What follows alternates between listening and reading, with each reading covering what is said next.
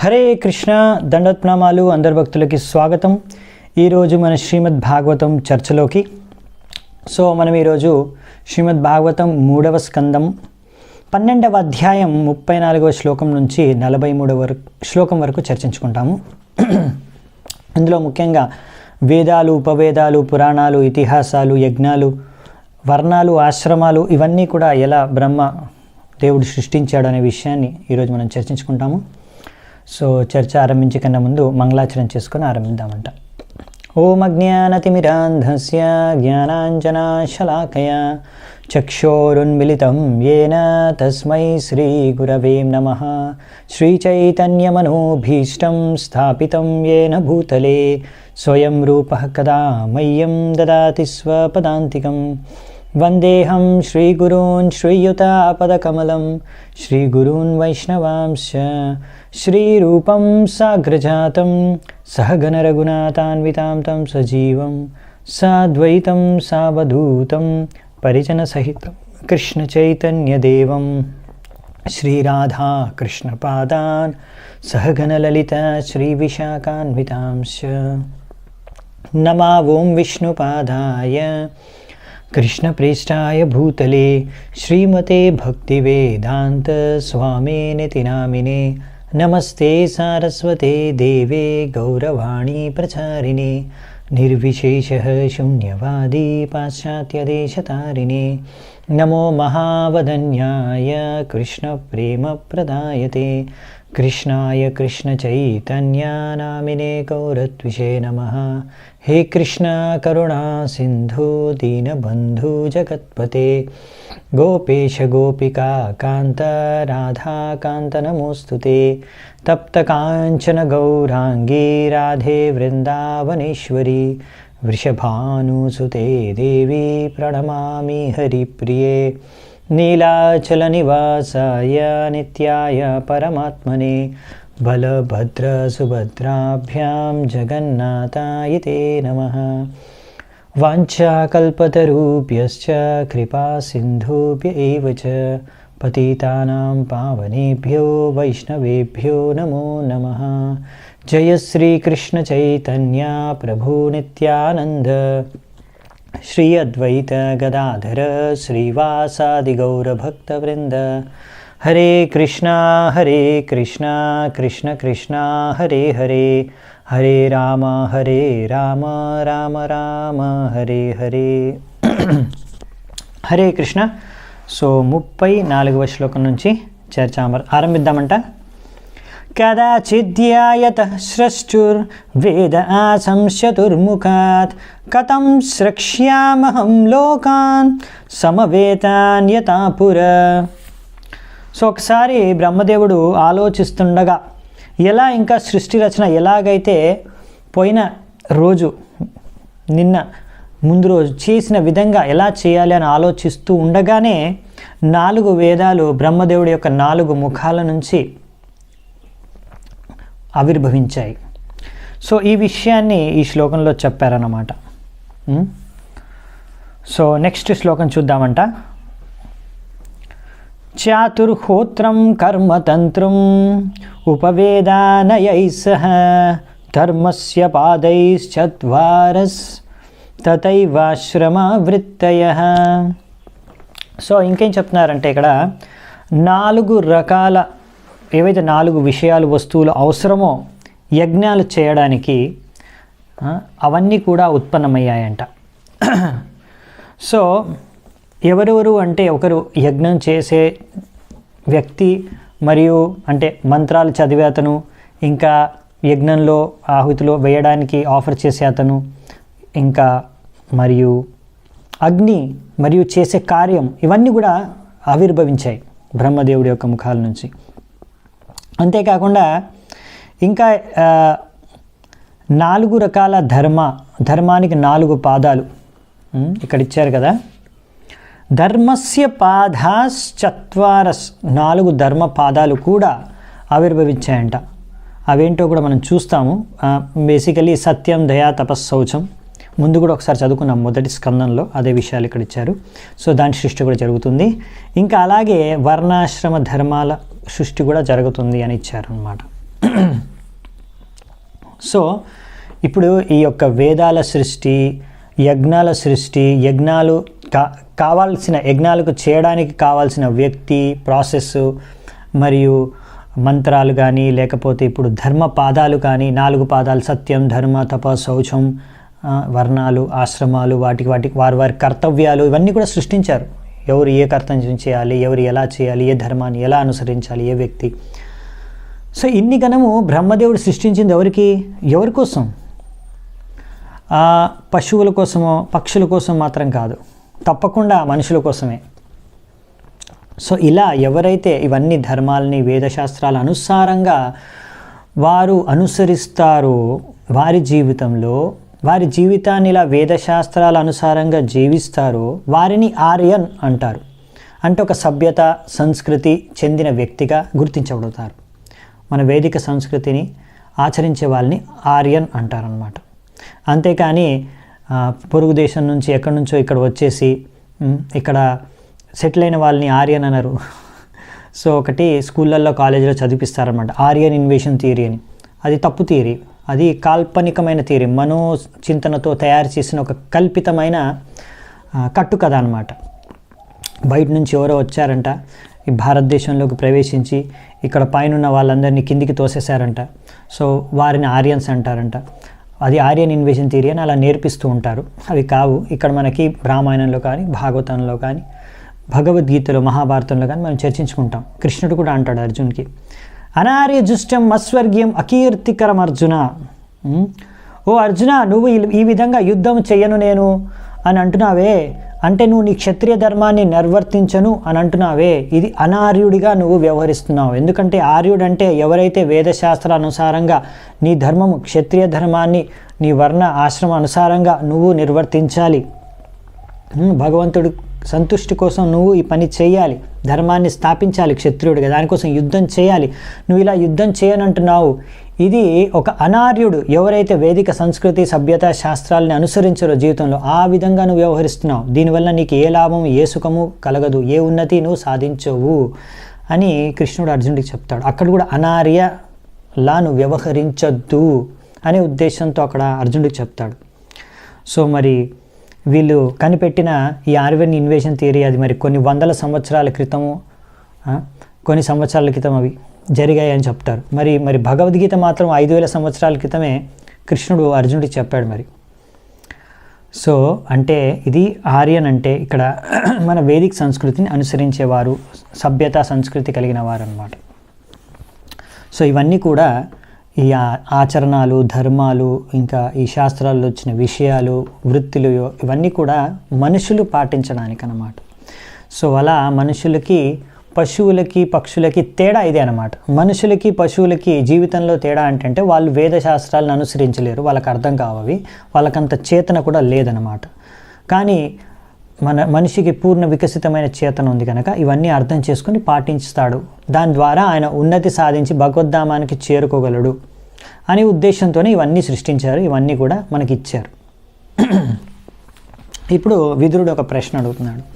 విదుర ఉవాచ సవై విశ్వసృజామీశో వేదాదిన్ముఖతో సృజత్ యద్యద్యేనా సృజద్దేవస్ తన్మే బ్రూహి తపోధన. ఇక్కడ ఏమంటున్నారంటే విదురుడు, ఓ మహాముని ఋషి, ఎవరిదైతే నీది తపోబలమే నీది యొక్క ధనము, అటువంటి నువ్వు నాకు దయచేసి ఈ బ్రహ్మదేవుడు ఏ విధంగా ఈ యొక్క వేద జ్ఞానాన్ని, శాస్త్రాల్ని ఆయన ముఖం నుంచి ఏదైతే వచ్చిందో దాన్ని స్థాపించాడు. సో మైత్రేయ ఋషి చెప్తున్నారనమాట. మైత్రేయ ఉవాచ ऋग्यजुस्सामथर्वाख्यान् वेदान् पूर्वादिभिर्मुखैः शास्त्रं इज्यं स्तुतिस्तोमं ప్రాయశ్చిత్తం వ్యదాత్క్రమాత్. సో ఇక్కడ ఏం చెప్తున్నారంటే రిగ్, యజుర్, సామ, అథర్వ 4 వేదాలు ఉన్నాయి కదా.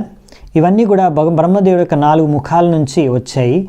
పూర్వం నుంచి స్టార్ట్ అయ్యి, అంటే ఋగ్వేదం వచ్చేసి పూర్వముఖం అంటే ఈస్టర్న్ మౌత్ అనమాట. పూర్వపు అంటే మన పూర్వం దిక్కు ఉన్న ఈస్ట్ని ఏమంటాం మనము, ఈశాన్యం అంటామా. బేసికలీ పూర్వం అంటే ఈస్ట్ అనమాట. సో తూర్పు అంటాం కదా. ఓకే, సో తూర్పు దిశలో ఉన్న ముఖం నుంచి స్టార్ట్ అయ్యి అలా ఋగ్వేద ఇంకా 4 ముఖాల నుంచి 4 వేదాలు సృష్టించబడ్డాయి, ఆవిర్భవించాయి.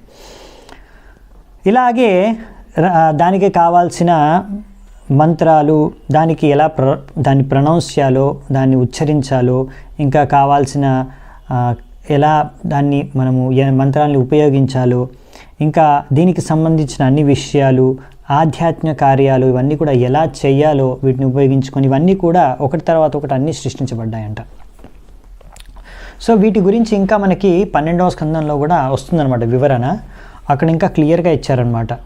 ఈ ఋగ్వేద అనేది ఇంకా మంత్రాలు జపించే శాస్త్రాలు అనేవి తూర్పు ముఖం నుంచి వచ్చాయని, యజుర్వేదం ఇంకా ఈ యొక్క కార్యాలు ఎలా చేయాలి అనే విషయాలన్నీ కూడా దక్షిణ ముఖం నుంచి వచ్చాయని, సామవేద ఇంకా ఈ ఎలా గానం చేయాలి శ్లోకాలని ఏ విధంగా అనేది స్తుతిస్తోమం అంటే ఇక్కడ ఇచ్చారు కదా స్తుతిస్తోమం.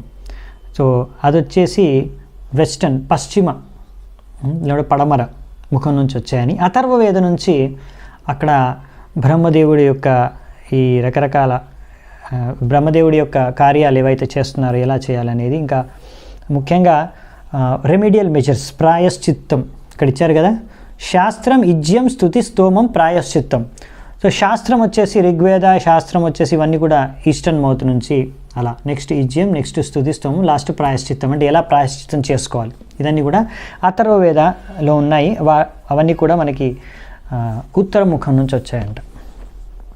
సో ఇలా సృష్టించబడ్డాయి. ఇంకా ఇవే కాకుండా ఇంకా ఉపవేదాలు కూడా ఉన్నాయన్నమాట. ఇది మెయిన్ 4 వేదాస్ కాకుండా ఇంకా ఉపవేదాలు, పురాణాలు, ఇతిహాసాలు ఇవన్నీ కూడా వచ్చాయి. నెక్స్ట్ అవి ఇచ్చారు.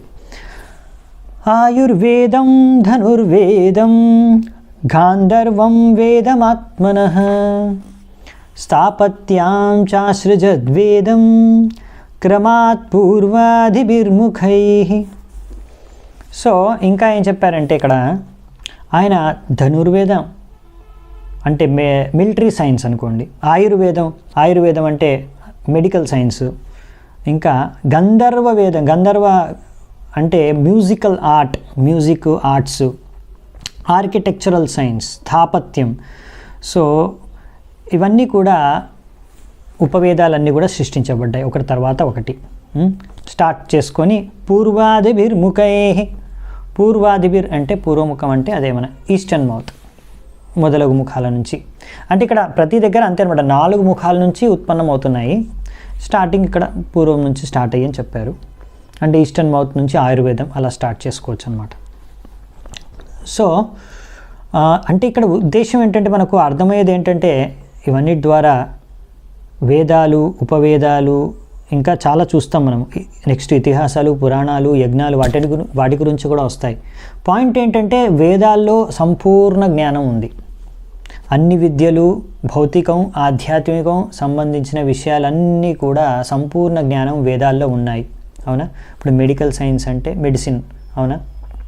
ఆయుర్వేదం అంటే, మరియు ధనుర్వేదం అంటే military education, medical education, architectural science, engineering, arts, music అన్నీ ఉన్నాయి చూసుకుంటే మనం. ప్రాయశ్చిత్తం, రెమిడియల్ మెజర్స్ ఎలా అంటే ఏ తప్పు చేస్తుంది, ఏ శిక్ష, మనం ఎలా దాన్ని ప్రాయశ్చిత్తం చేసుకోవాలి అంటే బేసికల్లీ లా, ధర్మాలు అంటే లాస్, నియమాలు, ధర్మాలు, లా, ఆర్డర్ ఇవన్నీ కూడా ఒక విధంగా చెప్పాలంటే మన శాస్త్రాల్లో అన్నీ ఉన్నాయి. హిస్టరీ, జియోగ్రఫీ అన్నీ కూడా ఉంటాయి. మనం పురాణాల్లో కూడా చదువుకుంటాం. ఇప్పుడు చదివేదంతా హిస్టరీయే మనం ఒక విధంగా చెప్పాలంటే. ఒకప్పుడు ఎలా జరిగింది సృష్టి అనేది హిస్టరీ, అవునా? హిస్టరీ అంటే పురాణ అంటేనే హిస్టరీ, పూర్వపు కాలంలో జరిగింది, అవునా? సో అదే చెప్తున్నారనమాట. సో అందుకని మనం ఆలోచించాలి, అర్థం చేసుకోవాలి మన వేదాల్లో సంపూర్ణ జ్ఞానం ఉందని. అందుకే మనం వేదాలు చదవడం ద్వారా ఆధ్యాత్మికం, భౌతికం అన్ని జ్ఞానాలు మనకు వచ్చేస్తాయి అన్నమాట. ఇతిహాస పురాణాని పంచమం వేదమీశ్వరః సర్వేభ్య ఏవ వక్త్రేభ్యః ససర్జే సర్వదర్శనః. ఇంకా ఇక్కడ ఏం చెప్తున్నారంటే పంచమ వేదం, ఇక్కడ చూడండి, పంచమం వేదం, ఇతిహాస పురాణాని పంచమం వేదం ఈశ్వరః. ఇక్కడ ఇది పంచమ వేదంగా గుర్తించారు. ఏటిని? పురాణాలని ఇతిహాసాలని కలుపుకొని పంచమ వేదంగా గుర్తించారు. అంటే ఇప్పుడు మన భాగవతం చదివే భాగవతం కూడా ఇది పంచమ వేదం అన్నమాట. సో వీటన్నిటినీ కూడా మళ్ళీ బ్రహ్మదేవుడి యొక్క ముఖాల నుంచే ఇవన్నీ కూడా సృష్టించబడ్డాయి అన్నమాట. సో ఇందులో మనకి తెలిసింది ఏంటంటే బ్రహ్మదేవుడు ఎవరైతే అతీతం అంటే గతంలో జరిగిందంతా, వర్తమానం అంటే ఇప్పుడు జరిగేదంతా, భవిష్యత్తులో జరగబోయేది అన్ని విషయాలు కూడా ఈ పురాణాల్లో ఇతిహాసాల్లో వర్ణించేశారంట. అవునా? మనం చూస్తాం కదా భాగవతంలో కూడా కలియుగంలో బుద్ధ అవతారం వస్తుందని, మరియు తర్వాత కల్కి అవతారం కూడా రాబోతున్న విషయం, కలియుగంలో మనుషులు ఎలా ఉంటారు, ఎలా ప్రవర్తిస్తారు, వారి యొక్క చేసే కార్యక్రమాలు అన్నీ కూడా విస్తృతంగా భాగవతంలో వర్ణించబడ్డాయి. ఇది రచించింది ఎప్పుడు? కలియుగం ఆరంభంలో. ఇంకా భాగవతం అనేది సనాతన కాలం నుంచి వస్తుంది. సో ఈ విధంగా మనం చూసుకుంటే అంటే కలియుగంలో ముందు కాలంలో ఏం జరగబోతున్నాయి, భగవంతుడు ఏ అవతారం రాబోతుందో అది కూడా రాసేశారు. సో ఇక్కడ మనకు అర్థమయ్యేది ఏంటంటే అందుకే మన బ్రహ్మదేవుడికి ఇలా ఎంతో జ్ఞానం ఉందనే విషయం కూడా తెలుసు. ఎందుకంటే ఆయన చూస్తున్నారు కూడా ఎన్నో, ప్రతిరోజు భగవంతుడు ఎలా అవతారాలు తీసుకుంటున్నారు, ఎన్నో కలియుగాలు చూసేశారు ఆయన ఆల్రెడీ. సో కాబట్టి ఆయనకి అంత జ్ఞానం కూడా ఉంది. నెక్స్ట్ భవిష్యత్తులో కూడా ఏం జరిగిపోతుందో అన్ని రాయగలుగుతున్నారు. ఇదంతా బ్రహ్మదేవుడికి అంతా భగవంతుడి కృప వలన ఇవన్నీ సాధించారు. సో ముఖ్యంగా బేసికల్లీ సో ఇక్కడ మనకి హిస్టరీ పురాణాల్లో మనం చదువుకునే పురాణాల్లో ఇప్పుడు మీరు స్కూల్లో కాలేజీలో చదివే హిస్టరీలో ఒక 100 సంవత్సరాల క్రితం, 200 సంవత్సరాల క్రితం, 500 సంవత్సరాల క్రితం మహా అంటే అలా జరిగిన విషయాల గురించి చెప్తారు. ఎందుకంటే వాళ్ళకి అంత మాత్రమే తెలుసు, అంత మాత్రమే రికార్డ్స్ మెయింటైన్ చేయగలిగారు. ఇంకా దానికన్నా పురాతనమైన విషయాలు సరిగ్గా తెలియవు, వాళ్ళకి వివరాలు లేవు వాళ్ళ దగ్గర. కానీ అవన్నీ మనకు పురాణాల్లో ఉన్నాయి. ఓన్లీ ఈ యొక్క 100-200 కాదు, ఈ కలియుగం అంటే 5000 సంవత్సరాలు. అంతేగా దానికన్నా ముందు త్రేతాయుగం, దానికన్నా ముందు ద్వాపరయుగం, దానికన్నా ముందు సత్యయుగం. ఇందులో జరిగిన అన్ని విషయాలు కూడా సత్య, త్రేత, ద్వాపర, కలియుగాలు ఏం జరిగిందో ఇది ఒక్క దివ్యయుగం. అవునా? ఇటువంటి ఇంకా ఎన్నో దివ్యయుగాలు ఉన్నాయి. 1000 దివ్యయుగాలు బ్రహ్మదేవుళ్ళు, వాటన్ని విషయాలు, అందులో ఎన్నో విషయాలు జరిగిన, ఎన్నో సందర్భాలు, ఎన్నో కథలు అన్నీ కూడా ఇక్కడ ఉన్నాయి. అలా ఓన్లీ ఒక రోజులో జరిగినాయి కాదు, ఇంకా రోజులు, ఇంకో కల్పంలో జరిగిన విషయాలు కూడా మనకు పురాణాల్లో ఇతిహాసాల్లో ఉన్నాయి. సో మన హిస్టరీ చాలా రిచ్. అందుకని మన పురాణాల్లో ఉన్న హిస్టరీ చాలా యాక్చువల్లీ చాలా పెద్దది, విస్తృతంగా ఉందన్నమాట. అందుకే ఎన్ని పుస్తకాలు ఉన్నాయి, శాస్త్రాలు. అవునా? So next చూద్దామంట. షోడశ్యుక్తౌ పూర్వవక్త్రాత్ పురీషీ అగ్నిస్తు తావత్ ఆప్తోర్యామాతిరాత్రౌ చ వాజపేయం సగోసవం. సో ఇక్కడ ఏం చెప్తున్నారంటే ఇంకా రకరకాల యజ్ఞాలు కూడా బ్రహ్మదేవుడి యొక్క ఈస్టర్న్ మౌత్ నుంచి ఆరంభించుకొని పూర్వపు ముఖం, తూర్పున ఉన్న ముఖం నుంచి ఆరంభించుకొని అన్ని ముఖాల నుంచి వచ్చాయన్నమాట.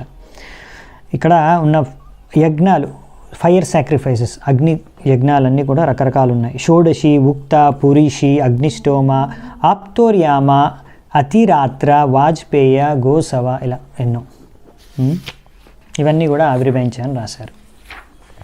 ఇంకా ఏమని చూద్దామంట.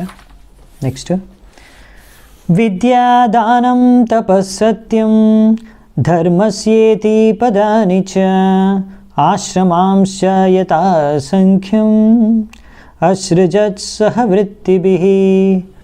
ఇంకా ఇక్కడ ఏం చెప్తున్నారంటే విద్య, అవునా? విద్య అంటే ఎడ్యుకేషన్. ఇప్పుడు ఇక్కడ మనకు ముఖ్యంగా మనం చదువుకునేది ఇప్పుడు వర్ణాల గురించి, ఆశ్రమాల యొక్క సృష్టి, వారి వృత్తుల గురించి, వాళ్ళు చేసే కార్యాల గురించి. సో ఇక్కడ మనం నెక్స్ట్ 3 శ్లోకాల్లో చర్చించుకుంటాం. 41, 42, 43లో. సో ఇప్పుడు 41 చర్చించుకుంటున్నాం. సో విద్య, దానం, తపస్, సత్యం ఇక్కడ ఇచ్చారు. ఒక విధంగా చెప్పాలంటే ఈ 4 ధర్మ యొక్క పాదాలు ఇక్కడ రాశారు. ధర్మస్యేతి పాదాని.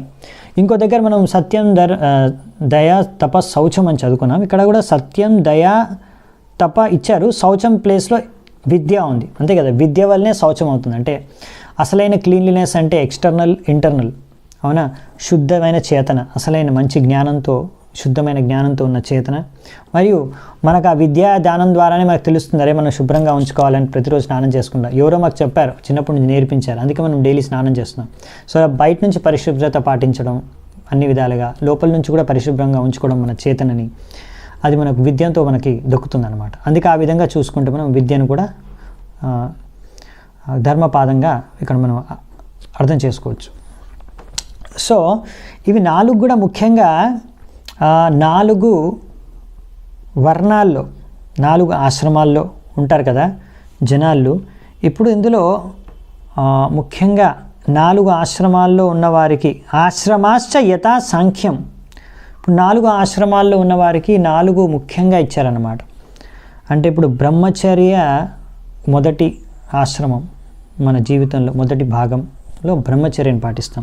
సో స్టూడెంట్ లైఫ్ అంటాం. స్టూడెంట్ లైఫ్ అంటే బ్రహ్మచర్య పాటించేటప్పుడు మొదటి భాగంలో జీవితంలో స్టూడెంట్ లైఫ్ అంటే ఏముంటుంది, చదువుకుంటారు స్టూడెంట్స్, అవునా, విద్య, అవునా. అందుకనే విద్య, స్టూడెంట్స్ విద్యను గ్రహించడం అది ముఖ్యమైనది అనమాట. ధర్మాన్ని 4 ధర్మాలే ధర్మపాదాలే, కానీ ఇందులో ఎక్కువగా ముఖ్యంగా అనుసరించేది ఒక్కొక్క వర్గంలో ఒక్కొక్క జీవ స్థాయిలో ఉన్నవారు ఒక్కొక్క దాన్ని ఎక్కువగా ఆచరిస్తారు. అందులో స్టూడెంట్ లైఫ్లో ఉన్నప్పుడు ఎక్కువగా మనం విద్య నేర్చుకుంటాం, అంతేగాని అప్పుడు దానికి కావాల్సిన తపస్య, కొంచెం దానము, అవన్నీ సత్యము అవన్నీ కూడా నేర్చుకుంటాం, తెలుసుకుంటాం, కానీ ముఖ్యంగా నేర్చుకోవడం అనేది జరుగుతుంది విద్య. దాని తర్వాత గృహస్థ జీవితంలో అప్పుడు అక్కడ ఇంద్రియాలను భోగించడానికి, రకరకాల కర్మలు చేసుకోవడానికి అవకాశం ఉంటుంది, కానీ దాంతోపాటు ఒక మంచి చేతన, ఒక దానం చేయాలనే చేతనతో చేయాలి అవన్నీ. సో మనం సరిగ్గా దానం చేయాలి. సో ఈ గృహస్థ జీవితంలో ఉన్నవారే దానం చేయగలరు, ఈ ధర్మాన్ని సరిగ్గా పాటించగలరు. దీని ద్వారా సరైన చేతన కూడా ఉంటుందన్నమాట వాళ్ళకి. సో ఈ దానం అనేది గృహస్థులు చేస్తారు ముఖ్యంగా, ఎందుకంటే స్టూడెంట్స్ వాళ్ళు సంపాదించట్లేదు. ఇంకా నెక్స్ట్ వచ్చి రిటైర్డ్ వాళ్ళు, వానప్రస్థులు, వాళ్ళు కూడా సంపాదన ఏం లేదు వాళ్ళది. మళ్ళీ లాస్ట్ వచ్చేసి సన్యాసులు, వాళ్ళు కూడా ఏం సంపాదించరు కనుక, సంపాదించేది గృహస్థులు కనుక వారు దానం చేయగలరు, వాళ్ళకి దానం చేయాలని చెప్పారు. నెక్స్ట్ వచ్చేసి ముఖ్యంగా పాటించేది వానప్రస్థుల తపస్య. ఇప్పుడు రకరకాల భౌతిక బంధనాల్లో ఎన్నో రోజులు గృహస్థ జీవితంలో జీవించిన తర్వాత ఇప్పుడు దాన్ని త్యాగం చేసి ఇప్పుడు మళ్ళీ సింపుల్, ఇంకా అన్ని సదుపాయాల్ని, బంధనాల్ని, అవన్నిటి నుంచి బయటకు వచ్చి సంపూర్ణంగా ఇప్పుడు భగవత్ చింతన చేసుకోవడానికి ప్రయత్నించడం, అదొక తపస్య అన్నమాట. చాలామంది అలా ఎన్నో రోజులు సంసారిక జీవితంలో ఉండి దానిలో బందీ అయిపోయి, దానికి ఆసక్తి అయిపోయి చచ్చిపోయే వరకు కూడా ఇంకా మునిమనవడు పెళ్లి చూసుకోవాలి, మా బిజినెస్ ఇంకా ఏమవుతుంది అని చచ్చిపోయే సమయంలో కూడా ఆ టెన్షన్లోనే చచ్చిపోతారు. అటువంటి జీవితం జీవించకూడదు. ఒక సమయం వచ్చినప్పుడు వానప్రస్థ అనేది రిటైర్డ్ లైఫ్ తీసుకోవాలన్నమాట.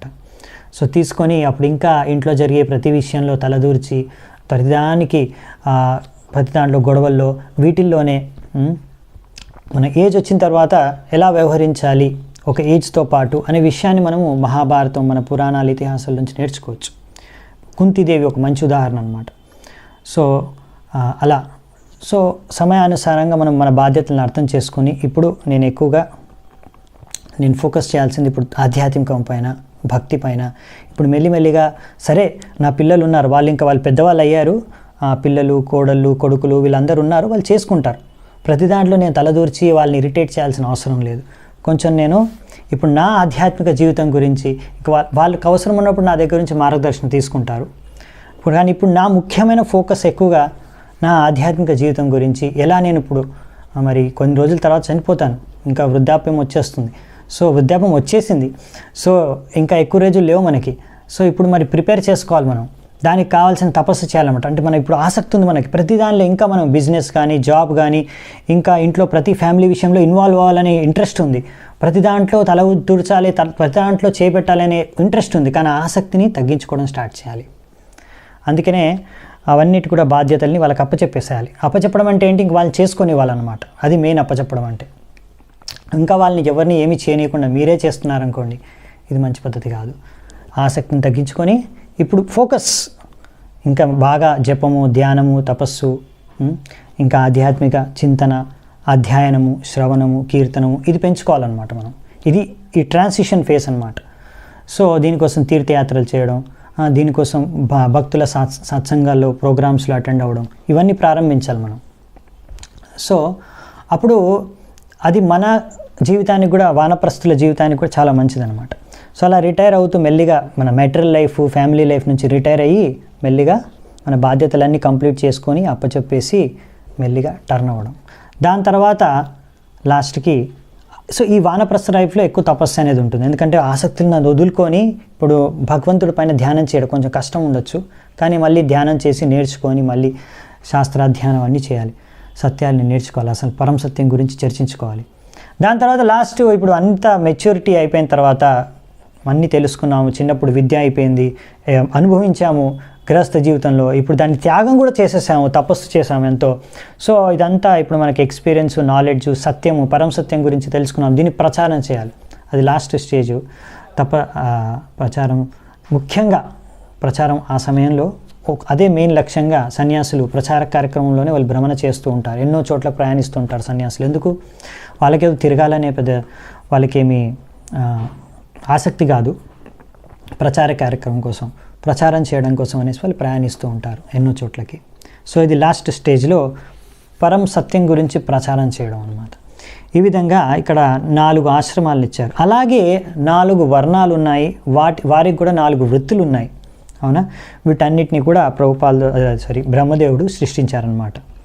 సో వాటి గురించి ఇంకా మనకి డీటెయిల్గా మనకి ఇంకా నెక్స్ట్ శ్లోకాల్లో కూడా ఇచ్చారు, కొద్దిగా మనం చూద్దామంట. సో 4 ఆశ్రమాల గురించి అయితే ఇక్కడ చెప్పేశారు. ఇప్పుడు 4 రకాల బ్రహ్మచారుల గురించి, 4 రకాల గృహస్థుల గురించి, 4 రకాల వనప్రస్థుల గురించి, 4 రకాల సన్యాసుల గురించి 42, 43లో ఇస్తారు. సో ఇందులో ముఖ్యంగా 4 రకాల బ్రహ్మచారులు మరియు 4 రకాల వానప్రస్థుల గురించి ఇచ్చారు ఇక్కడ. బ్రహ్మచారులు, 4 రకాల గృహస్థుల గురించి ఇచ్చారు. సావిత్రం ప్రాజపత్యం చ బ్రాహ్మం చాత బృహత్తత వార్తా సంచయశాలీన శిలోంచ ఇది వైగృహే. సో ఇక్కడ ఏం చెప్తున్నారంటే